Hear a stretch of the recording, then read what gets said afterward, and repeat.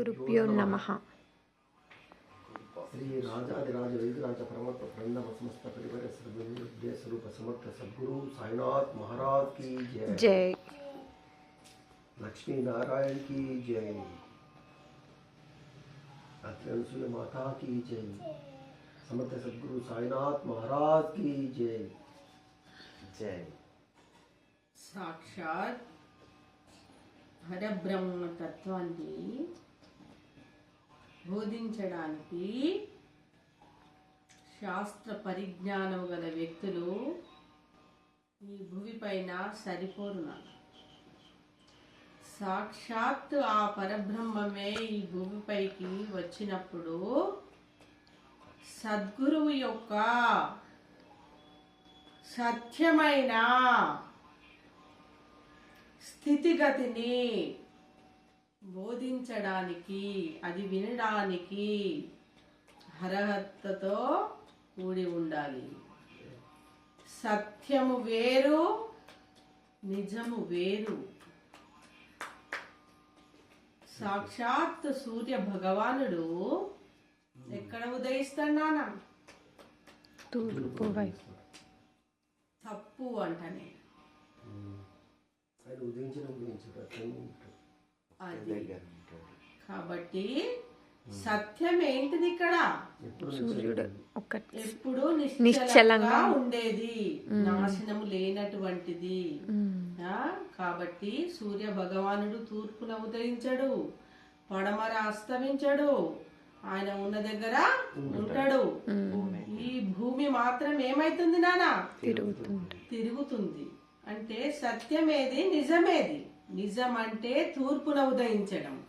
సత్యం అంటే తాను ఎక్కడా వెళ్లకుండా స్థితప్రజ్ఞతగా ఒకే చోట ఉండి జ్ఞాన వికాసాన్ని పొందుతూ ఈ భువికి, ప్రతి ఒక్క జీవకోటికి తాను ఏం ప్రసాదిస్తున్నాడు? వెలుగును ప్రసాదిస్తున్నాడు. మరి ఈ జ్ఞానసాగరుడైన పరబ్రహ్మ స్వరూపము కలియుగ అంతిమంలో భూమి పైన వచ్చిన తర్వాతనే సద్గురువు యొక్క గొప్పతనం అనేది అందరికీ అర్థమవుతుంది. సాక్షాత్తు తాను వచ్చి ఈశ్వరుడు వచ్చే ఈశ్వర తత్వాన్ని ఏం చేయగలుగుతాడు? ప్రబోధించగలుగుతాడు. ఈ మిడిమిడి జ్ఞానం కలిగినటువంటి గురువులు ఎవ్వరు కూడా ప్రబోధించలేరు. సాక్షాత్ సాయినాథుడు కూడా అవతార పురుషుడు. మరి పరబ్రహ్మం ఎవరు? అవతార పురుషుడు కాదైనా ఎవరు? మరి సాక్షాత్ శివుడు. మనందరినీ నడిపిస్తున్నటువంటి అద్వైత స్థితిలో ఉన్నటువంటి ఏకైక భగవంతుడు ఎవరు? పరబ్రహ్మ స్వరూపము. ఆయనకు అవతారాలు అవసరం లేదు. ఆయన ఎప్పుడు రావాలంటే అప్పుడు భూమిపైకి వచ్చేటటువంటి కెపాసిటీ ఉంటుంది భగవంతుడికి. కానీ సాయినాథుడు కూడా అవతార పురుషుడే. అర్థమైందా? అప్పటికి సాయినాథుడు పరిపూర్ణత సాధించిండా? అవధూత అయిండు, కానీ పరిపూర్ణత సాధించలే. కాబట్టే జీవ సమాధిని ఆయన ఏం చేసిండు? పొందిండు. మరి ఇంకా తన యొక్క చివరి అవతారము ఎవరిది? సాయినాథుడిది. ఎవరు? సాక్షాత్ అమర్నాథుడు,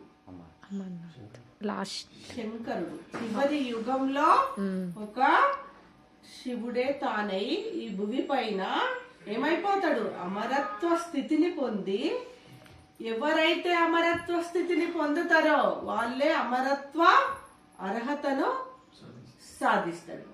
అమరత్వ స్థితిని మనకు కలిగించే శక్తియుక్తులు తనకే ఉంటాయి తప్ప మామూలు వ్యక్తులకు ఉండైనానా. నేనెంతటి దాన్ని చెప్పడానికి? సాక్షాత్ ఇప్పుడు ఎవరు వచ్చిండ్రు? ఆ శివుడే వచ్చిండు. ఆ శివుడే వచ్చి తన యొక్క పరిచయాన్ని తానే ఇచ్చుకుంటాడు తప్ప మనం ఎప్పటికీ కూడా అంత అర్హతను మనము పొందాలంటే ఆయన తర్వాతనే ఆ భగవంతుడి తర్వాతనే, ఆ గురువు తర్వాతనే ఎవరైనా కూడా ఆ యొక్క స్థితిగతిని పొందగలుగుతారు.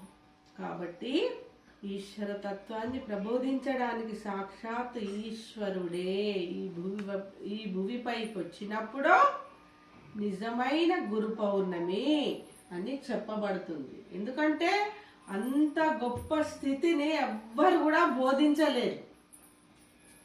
ఆ సత్యాన్ని, ఆ సత్ చిత్ ఆనంద స్థితిని ఈ పుస్తకాలు బోధించలేవు, ఈ జ్ఞానం బోధించలేదు. సాక్షాత్ తాను వచ్చి మనలో ఉన్నటువంటి పంచవికారాలను దూరం చేసి స్వచ్ఛమైనటువంటి పవిత్రమైనటువంటి జ్ఞానాన్ని బోధిస్తేనే మనకు ఆ యొక్క గురు పౌర్ణమి యొక్క విశిష్టత అనేది అర్థమవుతుంది. అప్పటిదాకా గురు పౌర్ణమిని జరుపుతుండ్రు. ఇవాళ వద్దన్నాడంటే నాకు విచిత్రం బాబా, ఎందుకు ఉగ్రవాయులు అంత ఆకర్షణ? జ్ఞానం అనేది ఎక్కడ ఉంటున్నదో నానా అక్కడ భగవంతుడు సాక్షాత్ శివుడు కొలువై ఉంటాడు. ఆకర్షణ అనేది ఉన్న దగ్గర మాయ అనేది ఉంటుంది. మాయ అంటే రావణుడు, జ్ఞానం అంటే రాముడు. ఆ రాముడే ఏమైపోతాడు? చివరి దశకు వచ్చేసరికి అజ్ఞాన అంధకారంతో మాయా స్థితితో మళ్ళీ సాక్షాత్ భగవంతుడు వచ్చి విత్తనం వేసినప్పుడు ఏమైతుంది? అది ఆ జ్ఞాన బీజం ద్వారా పరబ్రహ్మ స్థితికి తాను ఎదిగి అవతార పురుషుడైతాడు. నిజమైన అవతారం ఏదో తెలుసా? నిజమైన అవతారం అనేది ఇది. శంకరుడిదే అవతారం. అవతార పురుషుడు ప్రతి యుగంలో జన్మిస్తాడని మనం పురాణాలు చెప్తున్నాయి. కానీ నిజమైన అవతారము అంటే ఏం అవతారము? తన యొక్క స్థితిగతిని పక్కన పెట్టి సాక్షాత్ పరబ్రహ్మ స్థితిని ఎంతో ఉచ్చమైన స్థితిలో, ఉన్నతమైన స్థితిలో, ఉచ్చ స్థితి నుంచి ఉన్నతమైన స్థితికి ఎవరైతే పొందగలుగుతారో అది ఏ నిజమైన అవతారంగా సాక్షాత్తు ఆ శివుడు బోధిస్తుండు. నేను కాదు నానా, ఈ చెప్పే జ్ఞానము సాక్షాత్ శివ పరమాత్ముడే చెప్పిస్తున్నాడు నా చేత. మీరు అనుకుంటారు సాయినాథుడు ఒక అవతారము, నారాయణుడు ఒక అవతారము, 10 అవతారాలు అని పేరు పెట్టిండు. కానీ 10 అవతారంకు ముందు ఉన్నది ఒక అవతారం ఉన్నది. అది సత్య, త్రేత, ద్వాపర, కలియుగ, అంతిమంలో త్రుతయుగం. 100 సంవత్సరాల ముందు ఆ పరబ్రహ్మ స్వరూపము భువిపైకి వచ్చినప్పుడు, తానుగా తనలో ప్రవేశించినప్పుడు ఆ శంకరుడు ఏమైపోతాడు? అప్పుడు అవతార పురుషుడైతాడు. అది ఒకటే అవతారం తప్ప ఈ 10 అవతారాల ఇప్పుడు తాను పూర్తి పరిపూర్ణత్వ స్థితిని సాక్షాత్ శంకరుడు ఏం చేయగలుగుతున్నాడు? పరబ్రహ్మ స్థితిని పూర్తిగా పొంది, మరియు సత్యయుగంలో నారాయణుడిగా, త్రేతాలో రాముడిగా, ద్వాపరంలో కృష్ణుడిగా, మళ్ళీ కలియుగంలో అనేక గురువుల రూపంలో ఆయన జన్మలు పొందుతాడు. గొప్ప గొప్ప జన్మలు. నిజమైన అవతార పురుషుడు ఎవరంటే సాక్షాత్ శంకరుడు, అమర్నాథుడు. ఏ దేవి దేవతలకు అమరత్వం ఉన్నదని చెప్పండి నాకు. ఏ దేవి దేవతలకు కూడా అమరత్వం అనేది లేదు. ఎందువల్ల లేదు అంటే ఆ అమరత్వాన్ని ఇచ్చేటోడే ఆ నిరాకార స్వరూపుడు. మరి ఆ నిరాకారుడే తనలో ప్రవేశించినప్పుడు ఆ దేహముతో సహా ఏమైతది? జీవన్ముక్తి వస్తది, జీవాత్మ అవుతుంది. ఈ ఉట్టి ఆత్మ కాస్త ఏమైతది? జీవాత్మ అవుతుంది. పరబ్రహ్మ. మనలో ఉన్నది జీవాత్మ అనుకుంటున్నారా? కాదు. ఏనాడు మనం పరబ్రహ్మ స్థితికి వస్తామో ఆనాడే మనము కూడా జీవాత్మలుగా ఆ సూర్యుడి వలె ప్రకాశిస్తాము. దేనివల్ల ఆయన వెలుగునిస్తున్నట్టు మనము ఒక జ్ఞానం అనే వెలుగునిచ్చి నీ లోపల ఉన్న జన్మల వికారాలను ఏం చేస్తాం నాన్న? మన ఆత్మ ద్వారా, భగవంతుడి శక్తి ద్వారా అనేక పాపకర్మలను భస్మం చేసుకునే శక్తి మనకి ఆ భగవంతుడు ప్రసాదించడం అనేది జరుగుతుంది.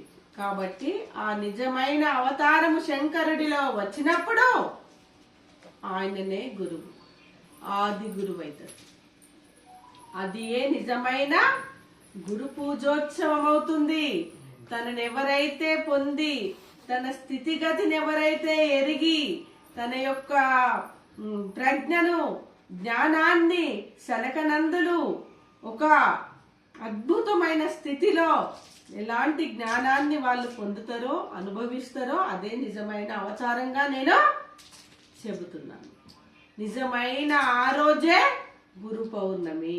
భగవంతుడు ఈ లోకానికి ఎప్పుడు సాక్షాత్కారాన్ని చూపిస్తాడో, ఆ దేవదేవుడు, ఆ వేదేంద్ర దేవ్ దీక్షిత్ అంటే వీర బ్రహ్మేంద్ర స్వామి అవతారమే, సాక్షాత్ శంకరుని యొక్క అవతారమే. ఆయన వెలుగు అనేది ఈ భూమి పైన సాక్షాత్కారం ఎన్నడు పొందబడుతుందో ఆ రోజే నిజమైన గురు పౌర్ణమి. తనను మనస వాచ కర్మణ ఆ యొక్క శక్తిని పొందిన వాళ్ళకే నిజమైన పౌర్ణమి గురు పౌర్ణమి. లోకమంతటికి గురు పౌర్ణమి కాదు. గురువు యొక్క శక్తిని తెలుసుకోనప్పుడు నిజమైన గురు పౌర్ణమి ఎట్లా చేస్తావు? మాయలో చేస్తావా? మాయ అవసరం లేదు. మనకి దేంతో చేయాలా? మనస్సుతో చేయాలా? నా ఆత్మతో నీ ఆత్మ మమేకం కావాలి. అయినప్పుడే నిజమైన గురు పౌర్ణమి.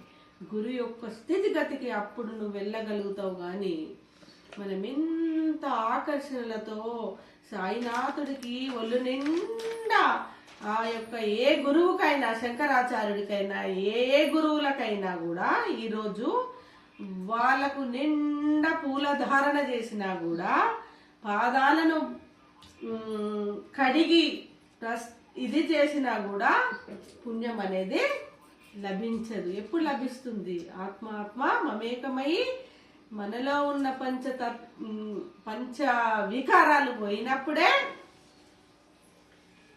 పంచతత్వ యొక్క స్థితి నీ యొక్క అండర్లో ఉండగలుగుతుంది. ఇది ఎంత విచిత్రము! సాక్షాత్ అమర్నాథుడు పంచతత్వాలు బయట చూసిండు. ఎప్పుడు? పరిపూర్ణవంతుడైన పరమాత్ముడు తనలో రానప్పుడు పంచతత్వాలను ఎక్కడ చూసిండు? బయట చూసిండు. తర్వాత ఎక్కడ చూసిండు? తన లోపల ప్రవేశించినప్పుడు పంచతత్వాల యొక్క చైతన్యము మరియు ప్రకృతి, ముక్కోటి దేవత, సృష్టి స్థితి లయకారకులను సాక్షాత్తు తన లోపల చూసి త్రికాలదర్శి అయి, త్రినేత్రదారుడై, త్రిశూలధారుడైపోతాడు. ఎవరు? ఆ అమర్నాథుడైన శంకరుడు. కాబట్టి ఆ శంకరుని నామాన్ని కూడా పక్కన పెట్టి సాక్షాత్తు పరబ్రహ్మమైన ఆ శివుడు ఆ శంకరుని ఏమని నామంతో పిలుస్తాడు? అమర్నాథుడు, శివశంకరుడు అనే బిరుదు. శంకరునికి మొదలు ఏది తోడైంది? శివశంకరుడు అని నామకరణం చేసి తాను ఆ కలియుగ అంతిమంలో వెళ్ళిపోవడం అనేది జరుగుతుంది. సాక్షాత్ పరబ్రహ్మం పలికిస్తున్న మాటలకు మనస వాచ కర్మణ మనము శిరసావహించి భగవంతుడి యొక్క పాదాలకు, ఆ శంకరునికి, ఆ సాయినాథుడికి పాదాభివందనం చేసుకుంటూ ఈ జ్ఞానామృతాన్ని విన్న మీకు అంతా శుభం జరగాలని మనస వాచ కర్మణ నేను కోరుకుంటున్నాను. సాయిరామ్.